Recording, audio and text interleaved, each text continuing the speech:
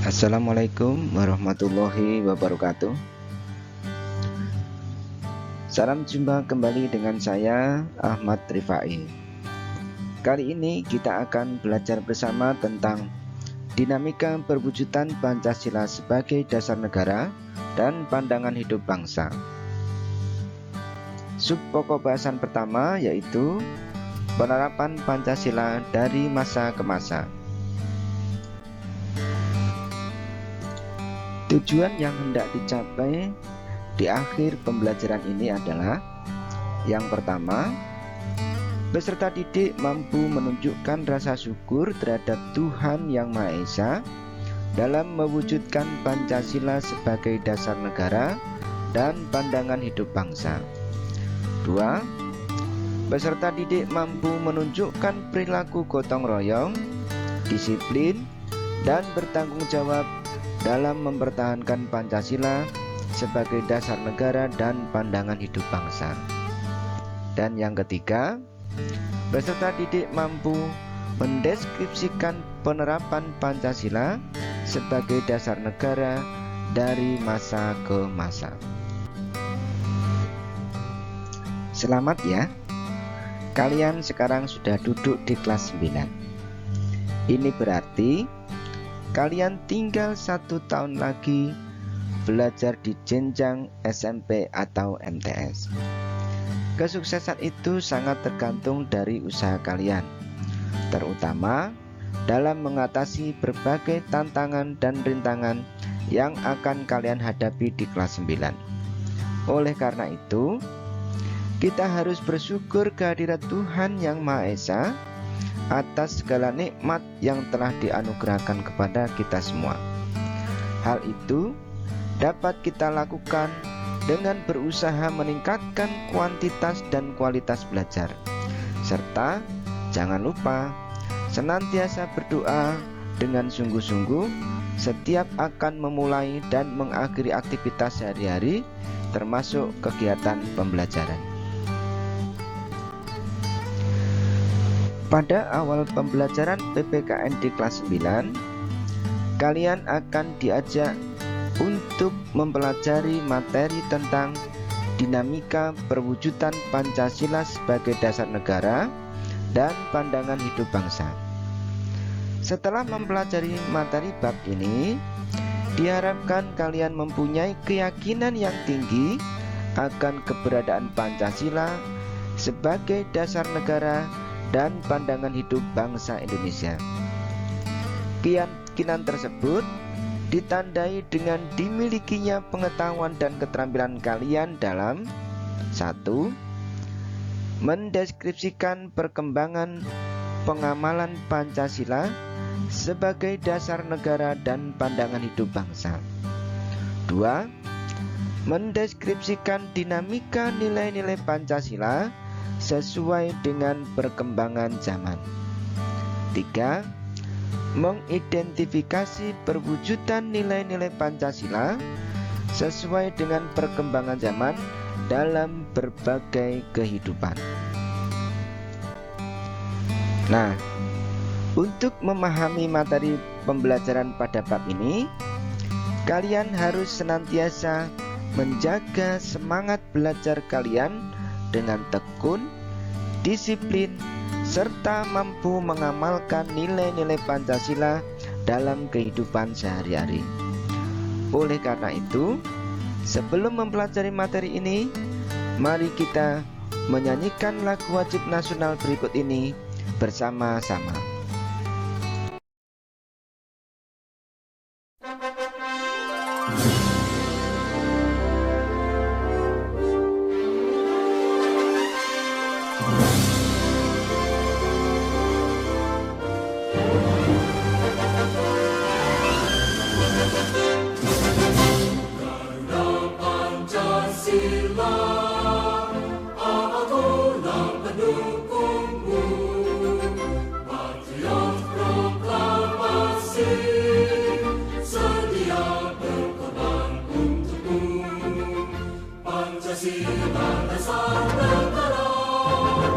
Rakyat adil mampu sentosa, pribadi bangsa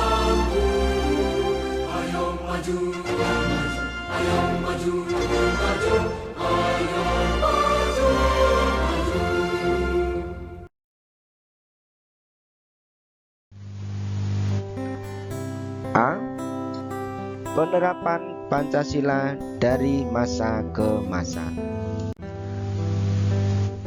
Pada saat kelas 7 dan 8, kalian telah mempelajari materi yang berkaitan dengan kedudukan Pancasila. Di kelas 7, kalian sudah dipelajari tentang perumusan dan pengesahan Pancasila sebagai dasar negara. Selanjutnya, di kelas 8 telah dipelajari nilai-nilai Pancasila sebagai dasar negara dan pandangan hidup bangsa. Dengan demikian, kalian tidak akan mengalami kesulitan dalam memahami materi pembelajaran di bab ini karena sudah mempunyai bekal pengetahuan yang cukup. Kedudukan Pancasila sebagai dasar negara dan pandangan hidup bangsa telah disepakati oleh seluruh bangsa Indonesia. Akan tetapi, dalam perwujudannya banyak sekali mengalami pasang surut. Bahkan, sejarah bangsa kita telah mencatat bahwa pernah ada upaya untuk mengganti Pancasila sebagai dasar negara dan pandangan hidup bangsa dengan ideologi lainnya. Upaya itu dapat digagalkan oleh bangsa Indonesia sendiri. Meskipun demikian, tidak berarti ancaman terhadap Pancasila sebagai dasar negara sudah berakhir. Tantangan masa kini dan masa depan yang terjadi dalam perkembangan masyarakat Indonesia dan dunia internasional dapat menjadi ancaman bagi nilai-nilai Pancasila sebagai dasar negara dan pandangan hidup bangsa. Untuk semakin memperkuat pemahaman kalian, berikut ini dipaparkan uraian materi berkaitan dengan perkembangan penerapan Pancasila sebagai dasar negara dan pandangan hidup bangsa semenjak awal kemerdekaan sampai dengan sekarang.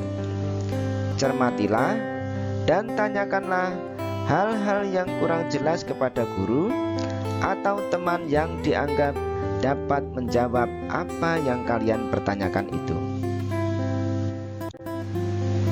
Perwujudan nilai-nilai Pancasila sebagai dasar negara telah dilaksanakan sejak awal masa kemerdekaan, Orde Lama, Orde Baru, dan masa reformasi sampai sekarang.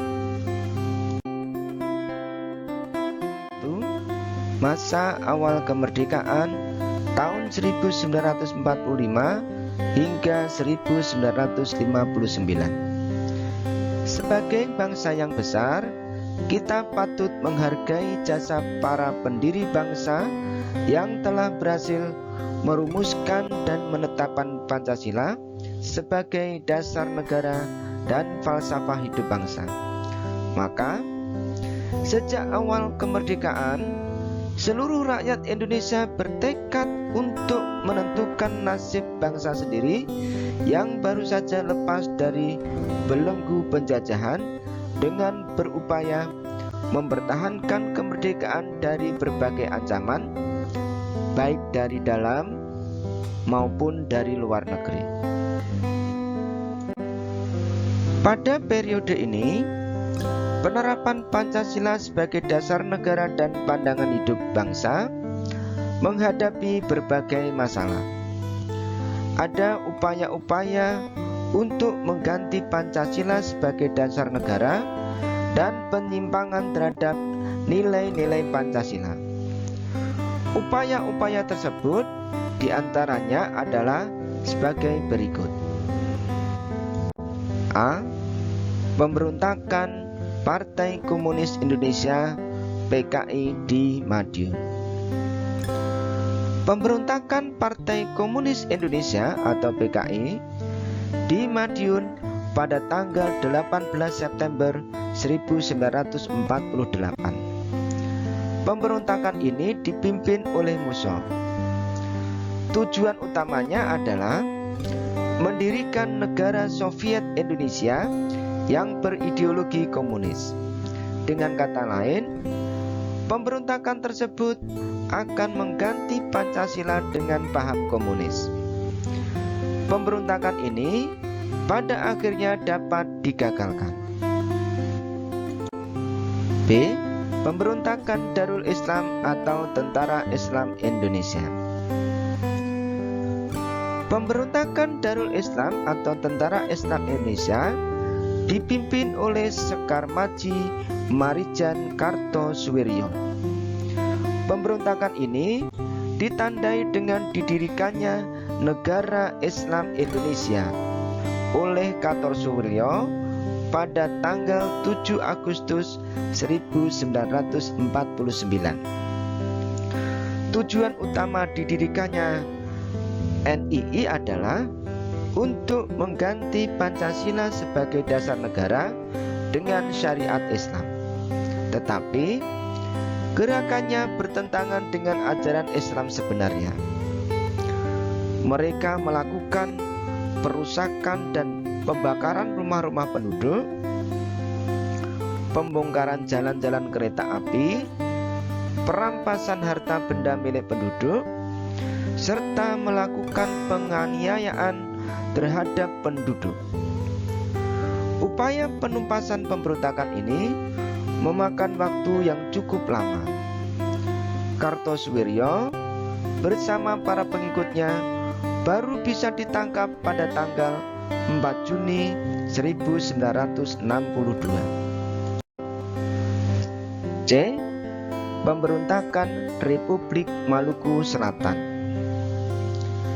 Republik Maluku Selatan merupakan sebuah gerakan separatisme dipimpin oleh Christian Robert Stephen Somogel, bertujuan untuk membentuk negara sendiri yang didirikan pada tanggal 25 April 1950.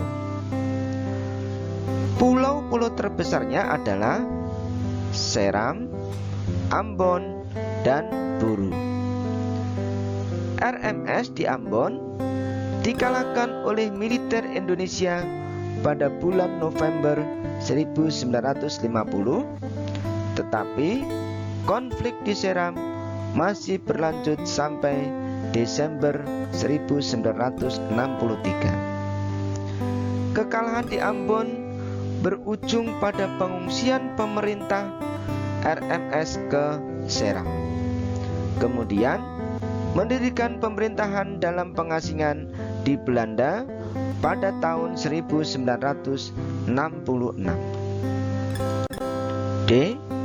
Pemerintah Revolusioner Republik Indonesia atau PRRI.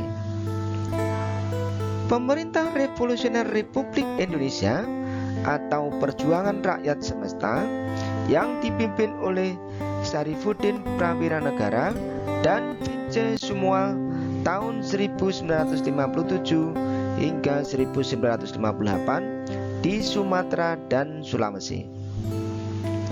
Gerakan ini merupakan bentuk koreksi untuk pemerintah pusat pada waktu itu yang dipimpin oleh Presiden Soekarno. Soekarno pada saat itu sudah tidak bisa lagi diberikan nasihat dalam menjalankan pemerintahan sehingga terjadi ketimpangan sosial. Pemerintah pusat dianggap telah melanggar undang-undang, pemerintahan yang sentralistis, sehingga pembangunan di daerah menjadi terabaikan dan menimbulkan ketidakadilan dalam pembangunan. Oleh karena itu, timbullah inisiatif dalam upaya memperbaiki pemerintahan di Indonesia. APRA atau Angkatan Perang Ratu Adil. Angkatan Perang Ratu Adil merupakan milisi yang didirikan oleh Kapten KNIL Raymond Westerling pada tanggal 15 Januari 1949. Westerling memandang dirinya sebagai sang Ratu Adil yang diramalkan akan membebaskan rakyat Indonesia dari tirani. Westerling bersekongkol dengan Sultan Hamid II berusaha mempertahankan negara federasi yang dibentuk Belanda untuk melawan Negara Kesatuan Republik Indonesia yang dipimpin oleh Soekarno-Hatta. APRA telah melakukan serangan kudeta terhadap pemerintahan Republik Indonesia pada tanggal 23 Januari 1950 dan berhasil menduduki wilayah Bandung serta berhasil menewaskan beberapa tokoh bangsa, di antaranya Menteri Pertahanan Sultan Hamengkubuwono ke-9 dan Sekretaris Jenderal Ali Budiarjo. Namun, kudeta yang dilancarkan Westerling mengalami kegagalan, sehingga dia terpaksa melarikan diri ke Singapura. Hal tersebut mempercepat pembubaran Republik Indonesia Serikat dan kembali ke bentuk Negara Kesatuan Republik Indonesia pada tanggal 17 Agustus 1950. Perubahan bentuk negara dari Republik Indonesia Serikat menjadi Negara Kesatuan Republik Indonesia. Perubahan bentuk negara dari Republik Indonesia Serikat menjadi Negara Kesatuan Republik Indonesia, sedangkan konstitusi yang berlaku adalah Undang-Undang Dasar Sementara 1950. Dalam perjalanannya, berhasil melaksanakan pemilu pertama di Indonesia pada tahun 1955 yang selama itu dianggap paling demokratis. Tetapi anggota konstituante hasil pemilu tidak dapat menyusun undang-undang dasar seperti yang diharapkan. Hal ini menimbulkan krisis politik, ekonomi, dan keamanan yang menyebabkan pemerintah mengeluarkan Dekret Presiden 1959. Dekret tersebut dikenal dengan Dekret 5 Juli 1959 yang berisi 1. Membubarkan Badan Konstituante. 2. Undang-Undang Dasar tahun 1945 berlaku kembali dan Undang-Undang Dasar sementara tahun 1950 tidak berlaku.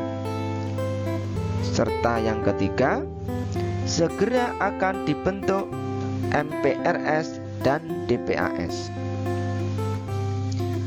Pada periode ini, dasar negara tetap Pancasila. Akan tetapi, dalam penerapannya lebih diarahkan seperti ideologi liberal yang ternyata tidak menjamin stabilitas pemerintahan. 2. Masa Orde Lama tahun 1959 hingga 1966. Periode ini dikenal sebagai periode demokrasi terpimpin.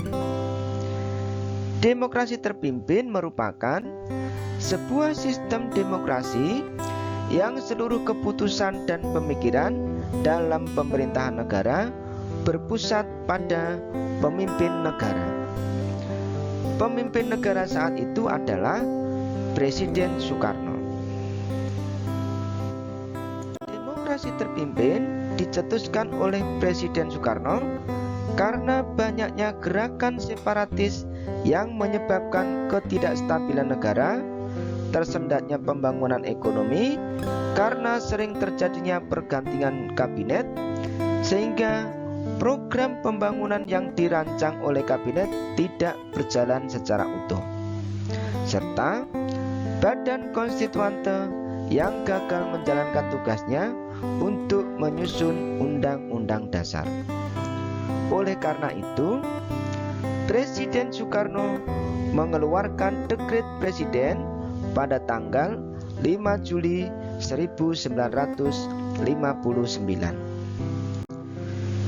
Walaupun konstitusi negara sudah kembali pada Undang-Undang Dasar Negara Republik Indonesia tahun 1945, namun pelaksanaannya masih terdapat penyimpangan terhadap Undang-Undang Dasar Negara Republik Indonesia tahun 1945.